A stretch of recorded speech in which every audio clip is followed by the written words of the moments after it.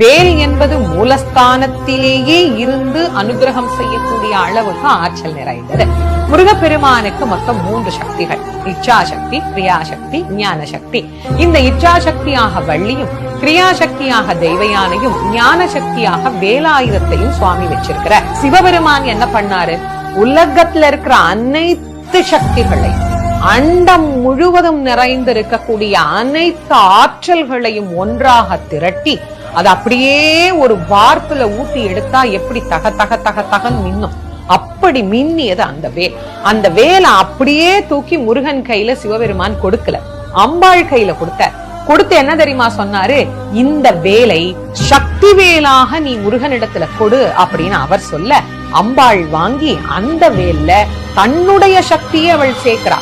சேர்த்த பிறகு அந்த வேலை முருகப்பெருமானுக்கு அம்பாள் தான் கொடுக்கிறா.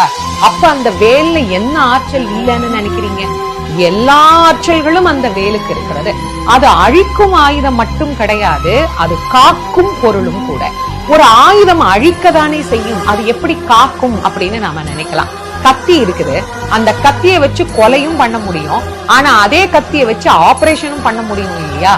வேல் என்பது பகைவர்களுக்கு அழிக்கும் பொருளாகவும் பக்தர்களுக்கு காக்கும் பொருளாகவும் இருந்து நம்மை அரணாக காக்கக்கூடியது.